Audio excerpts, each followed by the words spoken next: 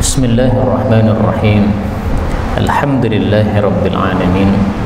Allahumma salli wa sallim wa barik ala Muhammad wa ala ali Muhammad.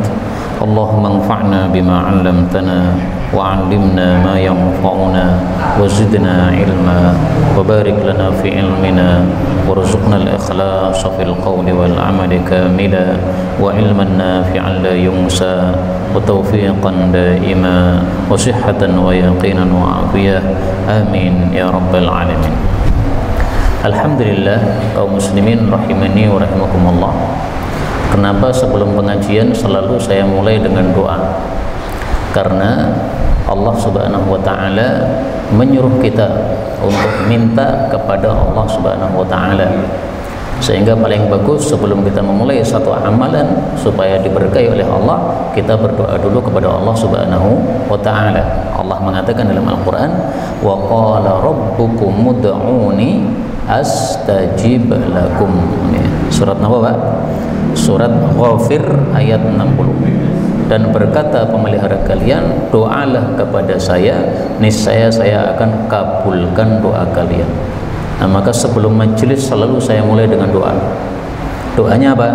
Minta supaya ditambah ilmu oleh Allah, minta supaya ilmunya bermanfaat, minta supaya apa yang kita dengar ini, yang kita kaji ini menambah iman kita kepada Allah Subhanahu wa taala. Karena itu tolong pas awal majelis semuanya ikut apa? Berdoa ya. Saya berdoa, panjenengan mengaminkan supaya semuanya dapat.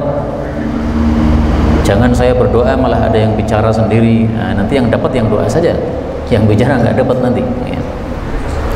Baik, kaum muslimin rahimani wa rahimakumullah. Melanjutkan kemarin tafsir dari dekatkan, enggak jelas. Oh, enggak jelas. Ini dekatkan Ibu. Begini? Ya. Tafsir dari surat Al-Baqarah. Kemarin sudah kita bahas tentang alladzina, orang-orang yang yu'minuna bil ghaib, beriman kepada yang gaib, wa yuqimuna shalah, dan menegakkan salat. Kemudian kemarin saya bahas bahwa menegakkan sholat yaitu maksudnya melakukan sholat secara sempurna. Nah, maka paling bagus kalau kita mempelajari hadis-hadis tentang sholat yang sesuai sunnah baginda Rasulullah sallallahu alaihi wasallam. Ini hadis yang kemarin saya sampaikan, al-arba'un fi sifati sholatin nabiyyi sallallahu alaihi wasallam. 40 hadis tentang cara sholat Nabi, ka'annaka taraha, seolah-olah engkau melihat Nabi sedang sholat. Isinya cuma 40 hadis karena ringkasan, tapi sudah mencakup semua pembahasan dari awal sampai akhir, meskipun tentu saja karena hanya 40 hadis tidak sangat detail, tapi sudah mencukupi untuk kita. Nah, maka hari ini dan berikut-berikutnya insya Allah akan saya bacakan dari kitab ini sebagai penjelasan dari kata-kata yuqimunas sholata, supaya sholat kita sesuai sunnah baginda Rasulullah sallallahu alaihi wasallam. Buku ini saya mulai dengan dua dalil. Dalil yang pertama Al-Quran surat Al-Ahzab ayat 21. Laqad kana lakum fi Rasulillahi iswatun hasanatun. Sungguh-sungguh Rasulullah adalah tauladan yang baik, menunjukkan bahwa kita disuruh meniru baginda Rasulullah sallallahu alaihi wasallam, termasuk dalam bab ibadah, termasuk dalam bab salat, tirulah Nabi. Ini saya tulis iswatun bukan salah, tetapi memang boleh dibaca uswatun, boleh dibaca iswatun. Biasanya panjenengan baca apa? Uswatun, tapi dibaca iswatun boleh. Dulu sudah pernah saya sampaikan, bacaan Quran ada 10 macam. Nah, bacaan Quran 10 macam ini, yang membaca iswatun itu 9, yang membaca uswatun cuma 1. Tapi karena kita orang Indonesia, bacaan Qurannya dengan riwayat hafaz, taunya uswatun. Nah, supaya tahu panjenengan bahwa boleh dibaca iswatun, saya sengaja tulis di sini iswatun hasanah. Adapun dalil yang kedua, hadis riwayat Bukhari, "Shallu kama ra'aitumuni usolli." Salatlah kalian seperti melihat saya Nabi melakukan salat. Nah, kita umat yang belakangan nggak pernah melihat Nabi, maka kita melihat bagaimana kiai-kiai atau ulama-ulama atau guru-guru kita menjelaskan tata cara sholat.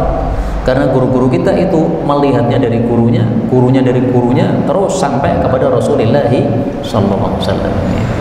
Tapi sebenarnya sudah ada dalam hadis-hadis Nabi bagaimana tata cara sholat Nabi secara sempurna. Hadis yang pertama, al-musi' sholatahu.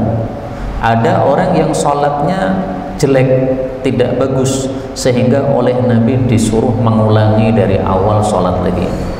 Kasusnya apa itu? Dakhalal masjid, seseorang masuk masjid lalu sholat, lalu salam kepada Nabi Sallallahu Alaihi Wasallam.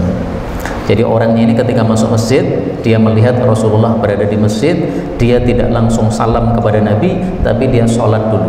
Setelah sholat selesai, baru mendatangi Nabi lalu salam.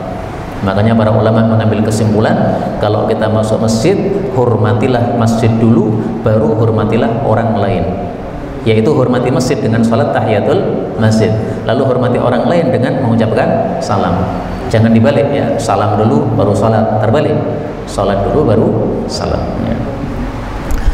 Kemudian Nabi mengatakan, irji' fasolli, kembalilah sholatlah lagi, fa innaka lam tusalli, karena kamu belum sholat. Orang ini heran, Pak, saya sudah sholat kok dikatakan belum sholat.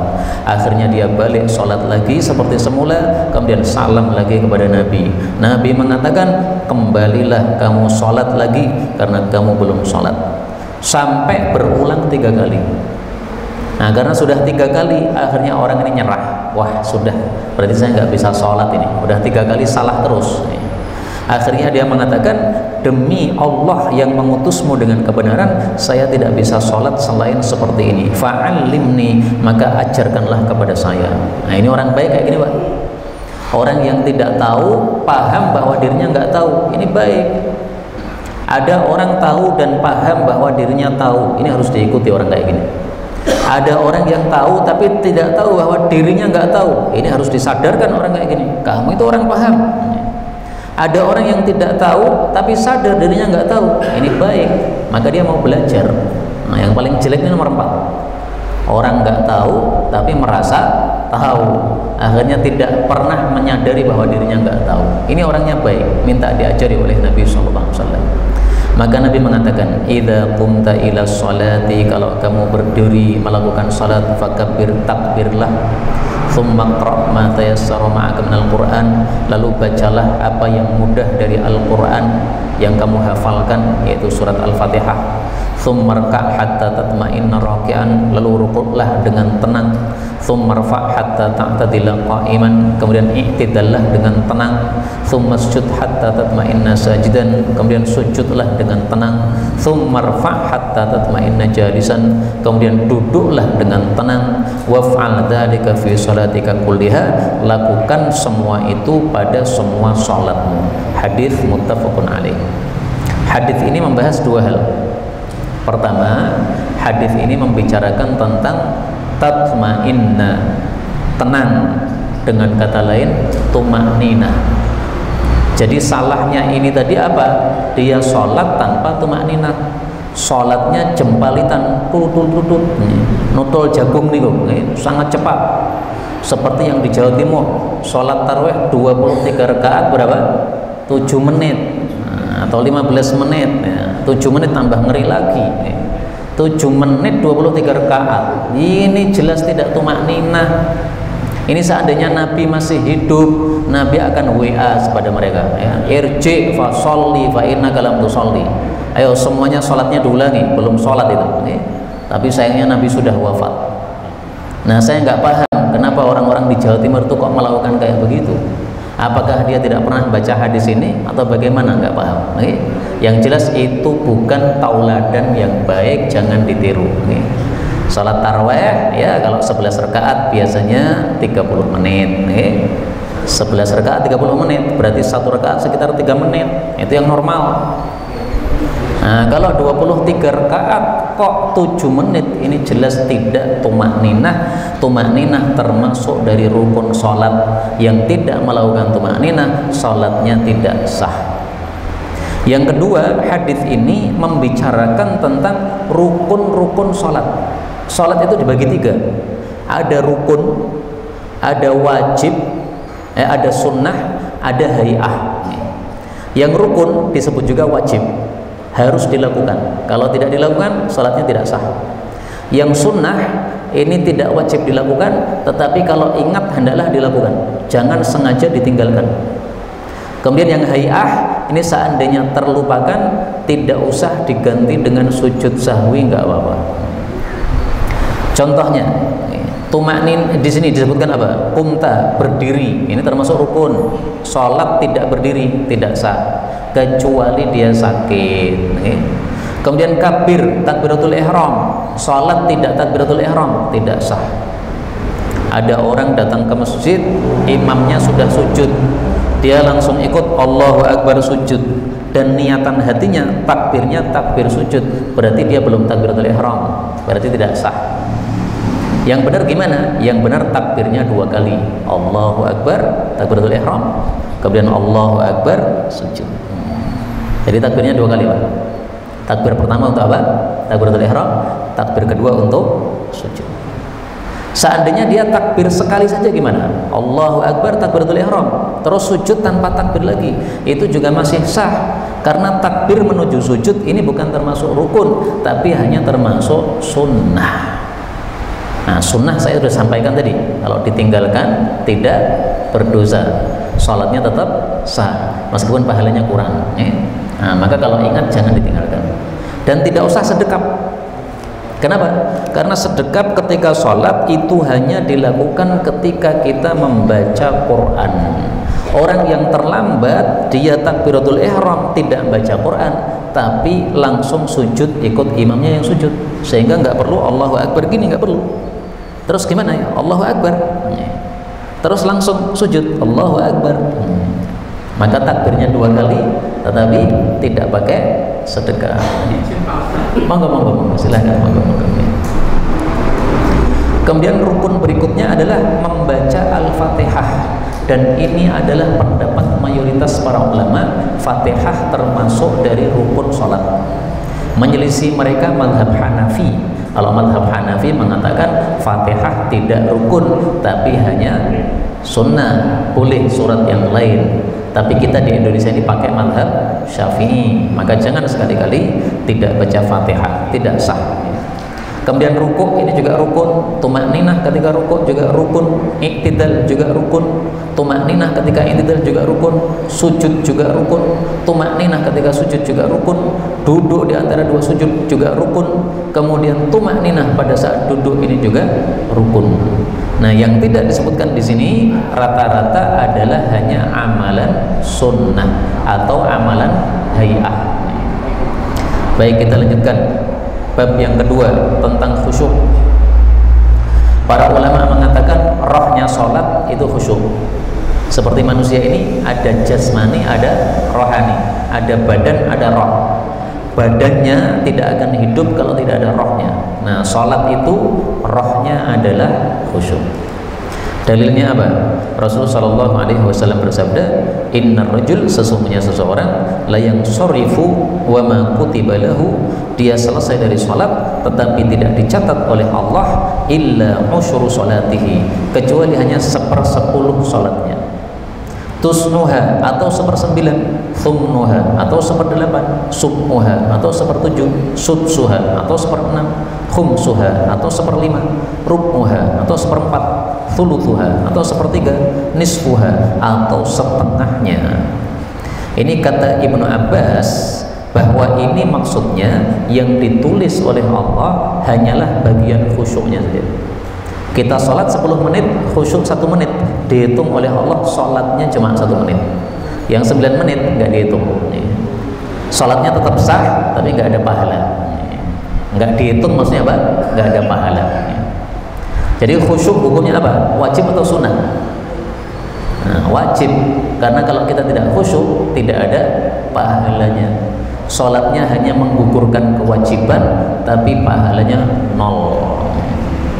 Maka sholat 10 menit, khusyuknya 5 menit, dihitung oleh Allah separuhnya nggak dihitung. Karena itu saya menghasut diri saya sendiri, juga panjenengan semuanya, mari sebelum sholat kita minta kepada Allah supaya dikasih khusyuk. Karena yang bisa membuat kita khusyuk adalah Allah Subhanahu wa Ta'ala. Doanya apa? Bebas, pakai bahasa Jawa boleh, pakai bahasa Indonesia boleh. Allahumma inni as'alukal khusyuk, ya Allah saya minta khusyuk. Allahumma a'inni 'alal khusyuk, ya Allah tolonglah supaya saya bisa khusyuk. Nah, terserah, bebas.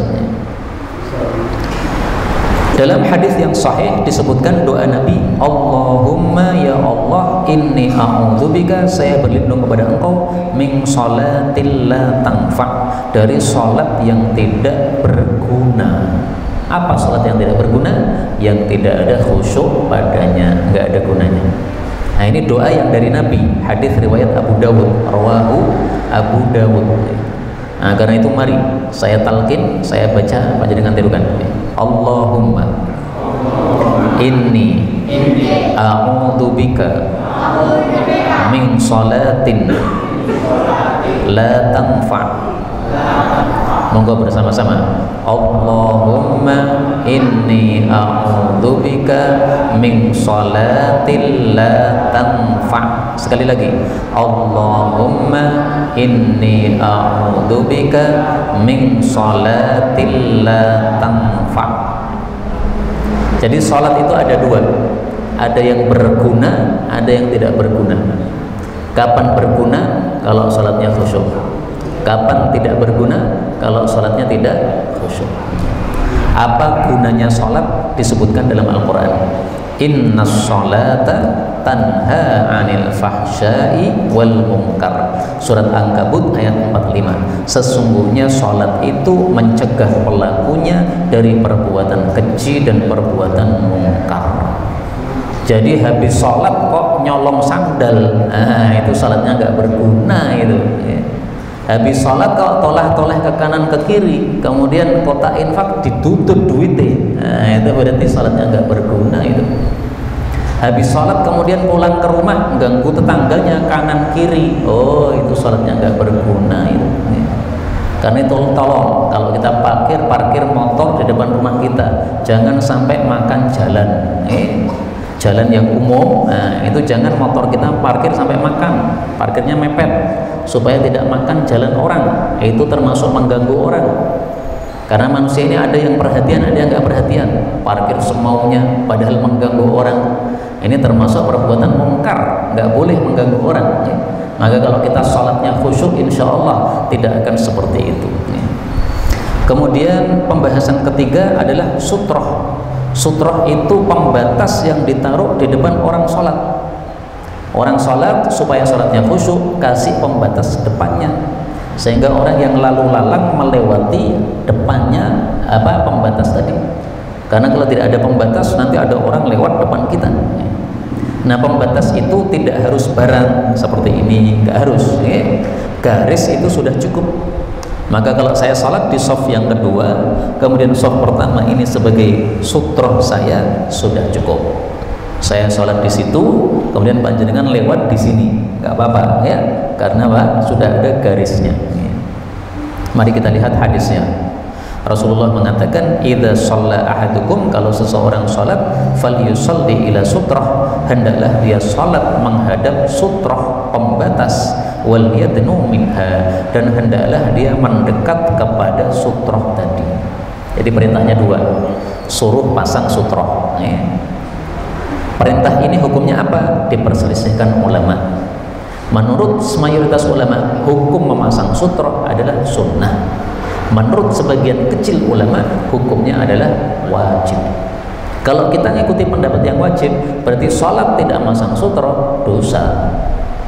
Tapi kalau mengikuti pendapat mayoritas ulama, tidak dosa, hanya kurang utama. Kemudian perintah yang kedua, disuruh mendekat kepada sutrah.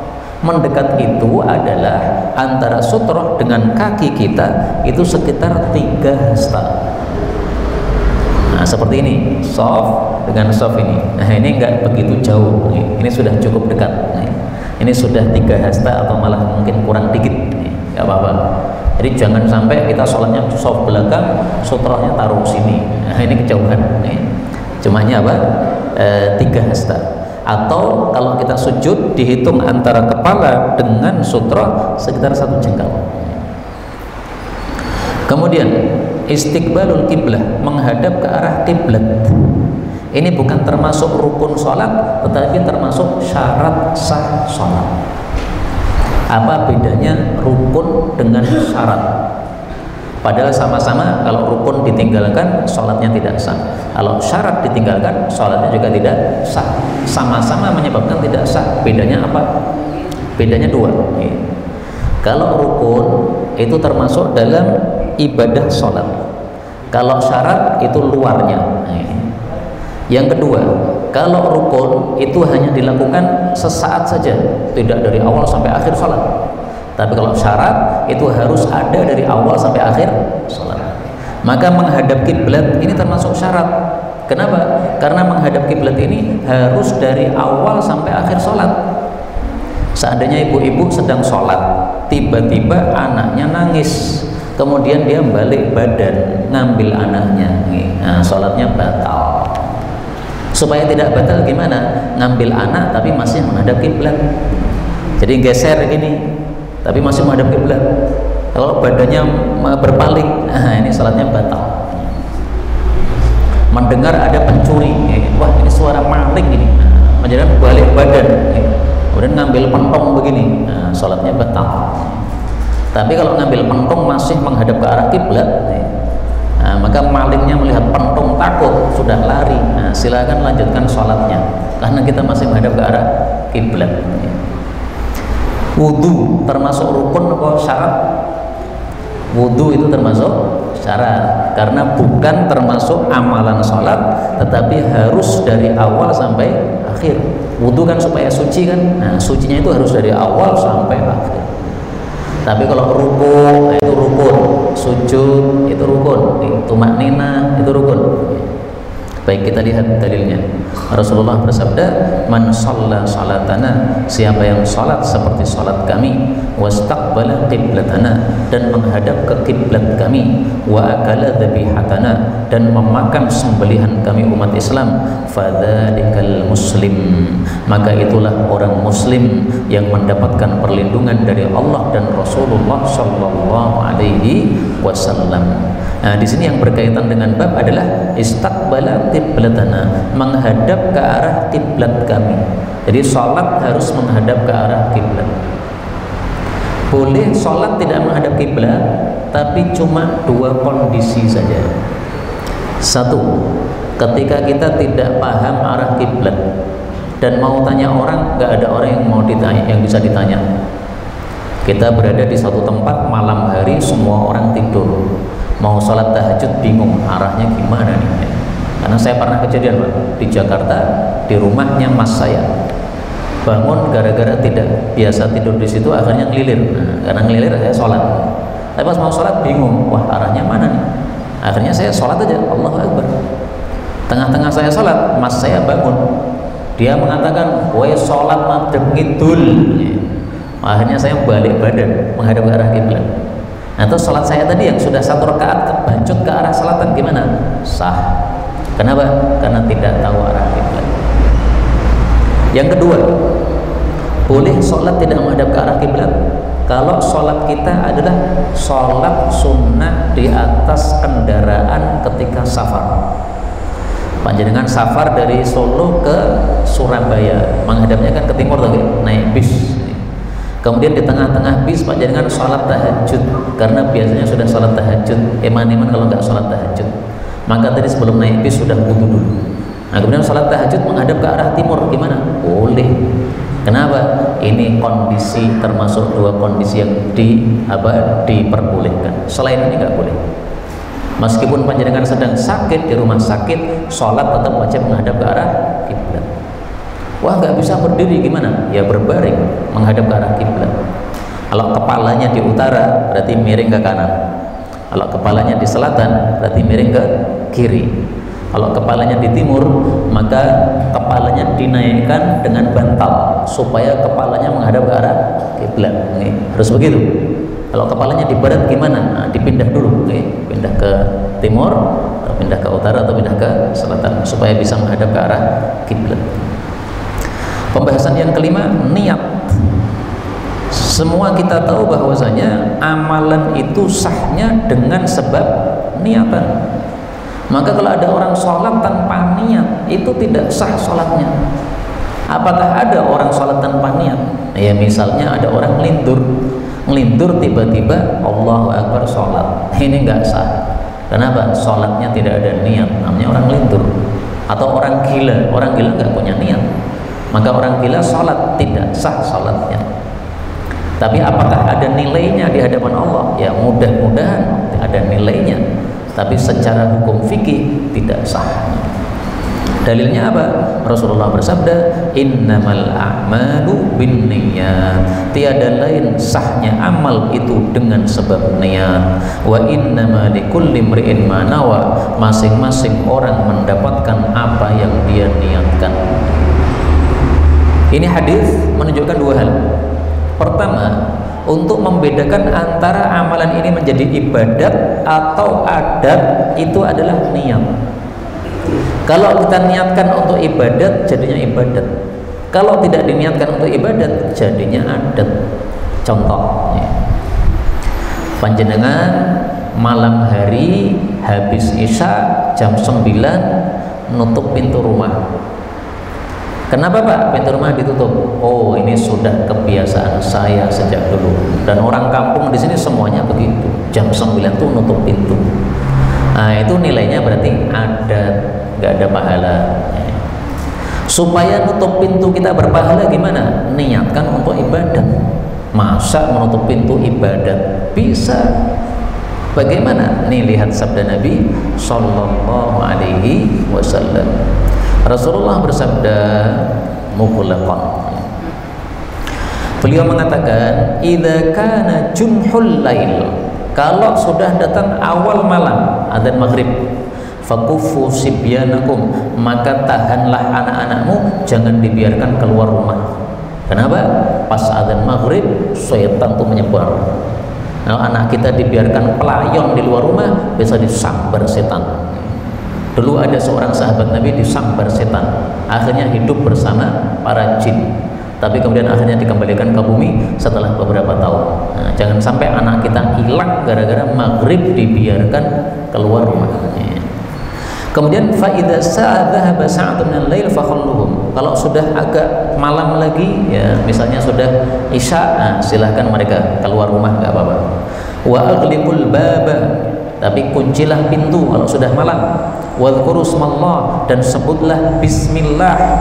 Fa inna syaitan la yaftahu baban mughlaqan, karena setan tidak bisa membuka pintu yang sudah dikunci. Nah, jadi Nabi menyuruh kalau malam hari pintu dikunci dan membaca bismillah. Maka kalau kita nutup pintu kita masing-masing malam hari, kita kancing dan kita baca bismillah, niatannya melakukan perintah Nabi, maka kunci pintu kita nilainya ibadat. Nah, maka mari setiap kita nutup pintu diniatkan apa? Ibadat. Oh, saya dulu belum pernah tahu kalau ada perintah Nabi seperti ini. Nah, sekarang tahu kan? Nah, maka diniatkan dengan niatan melakukan perintah Nabi. Kalau diniatkan melakukan perintah Nabi, pahala. Kalau hanya diniatkan sebagai adat saja, kebiasaan, maka nilainya adat, tidak ada pahalanya. Kaidahnya gini, Pak. Al-farqu bainal 'adah wal ibadah huwa niyyah. Al-farqu, pembeda, bainal adah, antara adat, wal ibadah, dengan ibadat, huwa niyyah, adalah niat. Ada niat, ibadah. Enggak ada niat, adat. Yang kedua, hadis ini menunjukkan setiap orang mendapatkan apapun yang dia niatkan, sehingga boleh meniatkan dua niatan dalam satu amalan, seperti yang dulu pernah kita bahas. Sholat sunnah 2 rakaat bisa 4 niat. Syukrul wudhu karena habis wudhu. Tahiyatul masjid karena barusan masuk masjid. Qobliyah maghrib karena dilakukan sebelum maghrib. 4. Salat istikharah. Istikharah karena habis maghrib akan mengajar misalnya. Istikharah karena habis maghrib akan safar misalnya. Istikharah karena habis maghrib akan melamar misalnya, atau melamar yang kedua misalnya, istri yang kedua misalnya. Semua itu apa? Perlu niatan. Kemudian pembahasan yang ke-6, takbiratul ihram. Tentang takbiratul ihram. Ihram itu artinya apa? Ihram itu artinya masuk dalam satu ibadah, itu namanya ihram. Maka orang haji ketika sudah pakai baju ihram kemudian mengatakan labbaik Allahumma hajjan, saat itu disebut apa? Ihram. Jadi ihram itu ketika masuk. Nah, sholat kan juga ibadah, maka sholat itu juga ada ihramnya, ada masuknya. Masuknya apa? Allahu Akbar. Takbiratul ihram itu ucapannya Pak, bukan ngangkatnya ini. Sehingga ngangkatnya ini bukan takbiratul ihram. Seandainya ada orang sholat tidak ngangkat tangan, tapi sudah membaca Allahu Akbar, sudah sah. Misalnya dia nggak punya tangan, sehingga sholatnya cuma meneng tok, nggak punya tangan, tapi dia sudah Allahu Akbar, sah.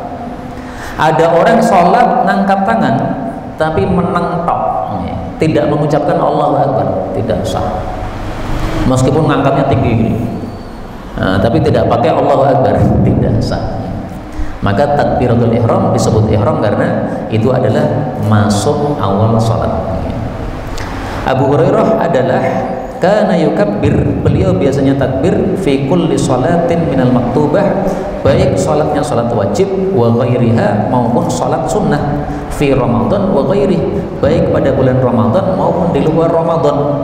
Nah, ini dalilnya bahwasanya seseorang kalau sholat itu harus memulai dengan takbiratul ihram, baik sholatnya sunnah maupun sholatnya wajib, baik sholatnya di bulan Ramadan maupun di luar Ramadan, baik sholatnya pakai rukuk sujud atau sholatnya tidak pakai rukuk sujud seperti sholat jenazah, tetap harus takbiratul ihram. Enggak takbiratul ihram berarti belum masuk dalam sholat.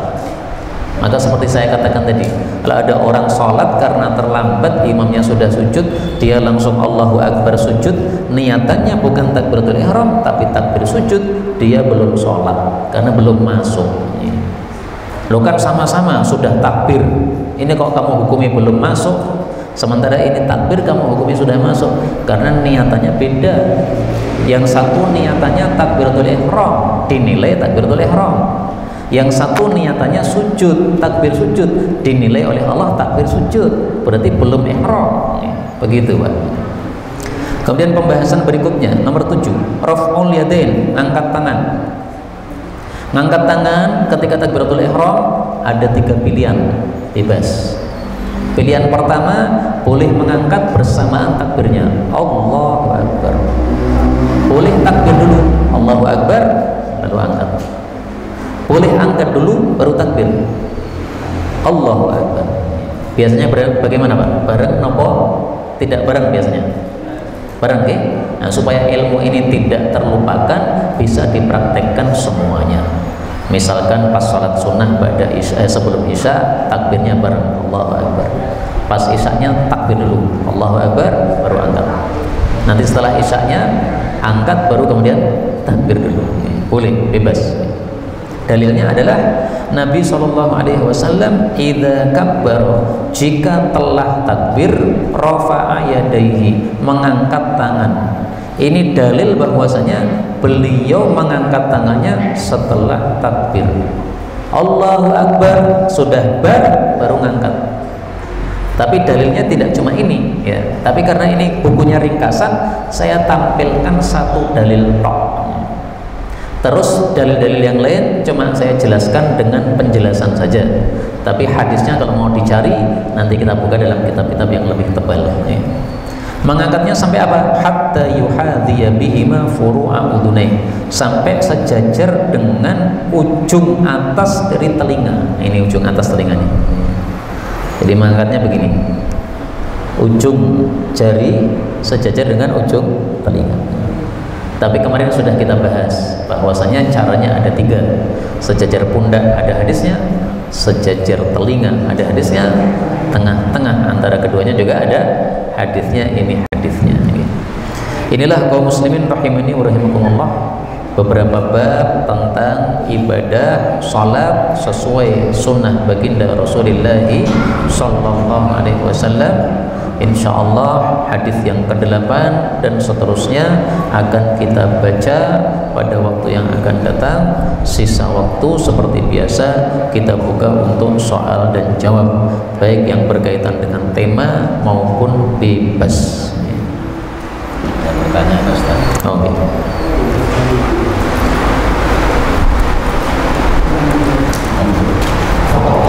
Bapak Ibu yang ingin pertanyaan mau disiapkan, nanti langsung juga bisa atau bisa juga bisa. Ini ada pertanyaan yang sudah masuk, Ustaz.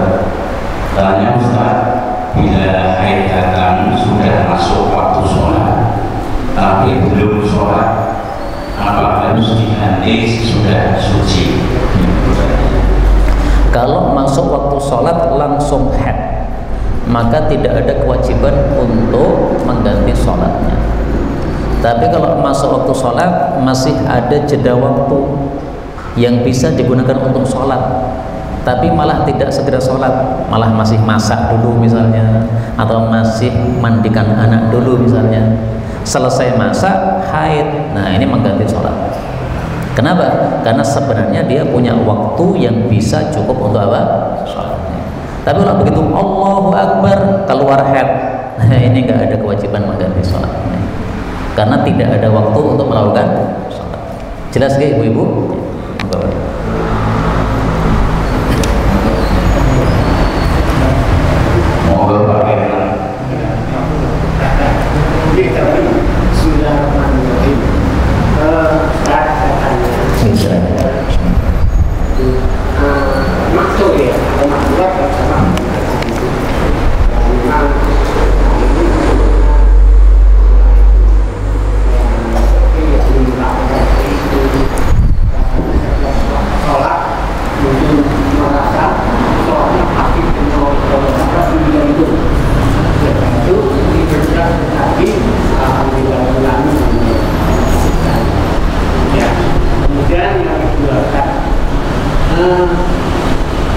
Untuk meyakinkan bahwa sebenarnya kita sudah paham mendapat sholat tanpa baca Fatihah tidak sah, ada misalnya tapi kalau yang kami barangkali itu adalah sholat mulai bersendirian. Tapi kalau sholat jamaah, barangkali ada yang lain yang itu perlu dijelaskan status hadisnya sehingga kita paham jelas. Ya, ya, memang sholat itu harus membaca Al-Fatihah itu sebagai rukun. Tapi memang sholat itu ada 3 macam. Ada sholat munfarid sendiri, ada sholat sebagai imam, ada sholat sebagai makmum. Ini hukumnya memang beda. Untuk yang sendiri, sepakat ulama wajib baca Fatihah. Untuk yang imam, sepakat ulama wajib baca Fatihah. Yang makmum ini yang diperselisihkan. Makmum pun sholatnya dibagi 2. Ada sholat yang jahriyah, yang keras bacaannya imam. Ada yang sholat sirriyah, yang tidak keras bacaannya imam. Nah, maka di sini muncul perselisihan pendapat di antara para ulama. Tetapi karena kita orang Indonesia dan kita pakai mazhab Syafi'i, maka paling bagus kita mengikuti mazhab Syafi'i. Bagaimana mazhab Syafi'i? Mau sendiri, mau imam, mau makmum, semuanya wajib baca Al-Fatihah. Dan ini pendapat yang saya ikuti. Meskipun saya tahu ada beberapa ustadz-ustadz di Indonesia yang pakai mazhab Hambali. Bagaimana itu? Kalau imamnya sudah baca dan kita mendengar suaranya, maka kita tidak usah baca, cukup kita mendengarkan. Mereka pakai dalil apa? Dalil Al-Quran. Allah mengatakan, wa idza quri'al Qur'anu fastami'u lahu wa ansitu. Pada surat Al-A'raf ayat 204. Kalau dibacakan Quran maka dengarkan dan diamlah. Disuruh diam berarti jangan baca dong.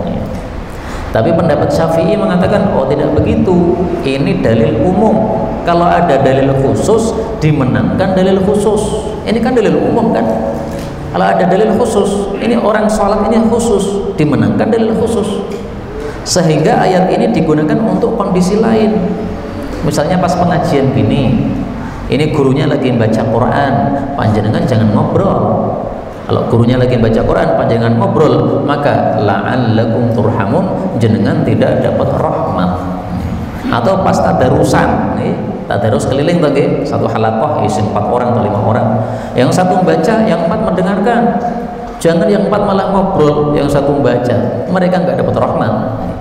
Tapi untuk kondisi sholat, ini kondisi khusus, ada dalil khusus, dimenangkan dalil khusus. Mari saya lihatkan hadis yang menunjukkan bahwa sholat pun meskipun imamnya membaca Fatihah, tetap kita sebagai makmum juga baca Fatihah. Hadisnya dalam Sahih Bukhari. Ya Farisi, diriwayatkan juga oleh Abu Dawud. Jadi waktu itu Abu Hurairah mengatakan, Rasulullah bersabda, siapa sholat tidak membaca Ummul Quran alias Fatihah, maka sholatnya khidaj, yaitu tidak sempurna. Maka ditanya oleh muridnya, wahai Abu Hurairah, saya kadang-kadang di belakang imam, berarti apa? Makmum. Lalu saya harus gimana? Mendengar bacaan imam atau saya tetap membaca? Maka Abu Hurairah mengatakan, iqra' biha ya Farisi, tetap kamu harus baca wahai Farisi, karena yang bertanya ini orang Persia. Fi nafsika, tapi kamu baca dalam dirimu. Maksudnya dibaca dalam dirimu, jangan dikeraskan. Kalau imamnya membaca, kemudian makmumnya membaca juga keras, nanti imamnya terganggu. Nah, sehingga baca kita cukup bergerak-gerak bibir, tetapi tidak ada suara. Inilah fikih yang dipakai oleh mazhab Syafi'i sesuai dengan perawi hadisnya, yaitu Abu Hurairah. Dan ada kaidahnya mengatakan begini, Pak. Ar-rawi adra bima rawa. Perawi hadis lebih paham dengan hadis yang dia riwayatkan. Ini periwayatnya ini Abu Hurairah, dia lebih paham maksudnya karena dia yang meriwayatkan. Maka dari sisi ini mazhab Syafi'i lebih kuat. Pertama, karena dia mengikuti dalil yang khusus. Dalil khusus dimenangkan daripada dalil yang umum. Yang kedua, karena dia mengikuti paham perawi hadis. Perawi hadis lebih paham daripada yang tidak meriwayatkan. Jelas lagi? Walhasil, kalau saya sebagai makmum, saya tetap baca. Tapi kalau ada orang yang pakai mazhab Hambali tidak baca karena sudah dengar, silakan. Tidak usah jotosan, enggak usah. Satu lagi kan, Nggak monggo. bagaimana makmum datang sedangkan imam juga sampai pada hukum, tapi belum bisa mengikuti bagaimana? Nah, ini kondisi yang kedua. Makmum masbuk terlambat sampai di masjid imamnya sudah rukuk, otomatis dia ikut rukuk tidak baca Fatihah. Apakah dihitung terlambat atau tidak? Hukum asalnya dihitung terlambat karena tidak baca Al-Fatihah. Tapi ternyata ada dalil khusus lagi yang memperkecualikan, khusus yang makmum masbuk yang terlambat, kalau masih bisa rukuk sama imam, dia tidak terlambat. Dalilnya apa? Mari tampilkan dalilnya. Nih dalilnya nih Pak. Ta'udduha. Rasulullah bersabda, idza ji'tumus shalah, kalau kalian datang salat jamaah, wa nahnu sujud, sementara kami sudah sujud, fasjudu, silakan ikut sujud, wa la ta'udduha syai'an, tapi jangan dihitung alias telat. Wa man wajadar rak'ah, tapi yang mendapati rukuk bersama imam, faqad adrakas shalah, berarti dia mendapati salat alias tidak telat. Hadis riwayat Abu Dawud, derajatnya sahih. Tapi saya jujur lagi, ini masalah khilafiyah. Sebagian ulama mengatakan siapa yang tidak bisa baca Fatihah atau tidak selesai baca Fatihah, sholatnya nggak dihitung. Allahu Akbar, Alhamdulillahirabbil alamin, imamnya ruku, kita ikut ruku, nah berarti telat. Kenapa? Fatihah kurang rampung. Meskipun kurang satu ayat nih, kurang waladhdallin, tetap nggak dihitung. Kenapa? Karena kamu tidak baca Fatihah secara penuh. Tapi ketahuilah, mayoritas ulama salaf itu sahabat, tabi'in, tabi'ut tabi'in, mayoritas mereka mengatakan siapa yang dapat rukuk bersama imam, dia tidak terlambat. Tapi adik-adik tolong diperhatikan, adik-adik diperhatikan. Perhatikan sini. Kamu jangan sengaja nunggu imam rukuk, main-main dulu di luar, baru imam rukuk langsung mlebu. Kalau gitu telat. Kenapa? Karena dia tidak masbuk, dia sengaja menelatkan diri, nggak kena hukum, dia tetap telat itu. Tapi kalau yang dari rumah berangkat, ternyata kok sudah qomat, biasanya belum qomat ini, imamnya sudah rukuk, nah silahkan penjenengan ikut rukuk, tapi sholatnya tidak terlambat. Tapi tolong jangan tergesa-gesa, sampai pintu imamnya rukuk, kemudian panjenengan jurandal, nah itu nggak boleh. Berjalan santai saja. Karena pernah dulu Abu Bakar sahabat Nabi datang ke masjid, kemudian Nabi sudah rukuk, maka dari pintu masjid dia langsung Allahu Akbar rukuk, kemudian berjalan duk. Dari pintu situ sampai sof sini berjalan. Maka oleh Nabi mengatakan zadakallahu hirsan, semangatmu bagus tapi jangan diulang.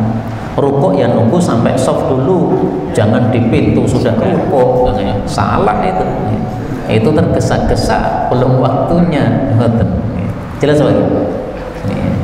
Nah, jadi kesimpulannya gimana? Nah, kalau menurut saya tidak telat. Kalau menurut panjenengan telat, ya silahkan jenengan nambah, saya nggak nambah. Ada saran lagi, pikir yang makhluk, pikir sesama orang, mungkin boleh melakukan Al-Banna, Hasan Al-Banna. Ya, kitab Ma'thurat karya Hasan Al-Banna itu diambil dari hadis-hadis Nabi SAW, kecuali doa bagian terakhir. Kalau doa yang terakhir itu buatan dari Hasan Al-Banna sendiri. Tapi isinya bagus, dibaca nggak apa-apa. Adapun hadis-hadis yang di depannya itu ada yang sahih, ada yang dhaif. Tapi meskipun dhaif, karena hanya doa, boleh dibaca. Jadi yang sudah biasa baca Ma'thurat, silahkan lanjutkan, nggak apa-apa. Kalau saya nggak biasa, kenapa? Saya bacanya pilih yang sahih. Tapi kalau panjenengan nggak tahu yang sahih yang mana, yang dhaif yang mana, silahkan baca semuanya, nggak apa-apa. Ya. Kami lagi Ustaz untuk pemahaman tentang ketika seorang makmum datang mendapati imam sudah rukuk walaupun tidak baca Al-Fatihah, itu sudah dihitung berkata itu Ustaz. Nah, itu karena hadisnya sahih tadi. Sehingga karena hadisnya sahih ya kita mengikuti itu. Tapi kalau ada pendapat yang mengatakan enggak, saya tetap terlambat, silahkan, enggak apa-apa. Karena memang para ulama berselisih pendapat. Boleh. Hadis yang ketika tidak baca Al-Fatihah tidak satuan juga ada. Iya. Sudah jemaah ya, sudah masuk waktu Isya. Nanti ada akan yang ditanyakan boleh bahan waktu bisa disimpan pertanyaan.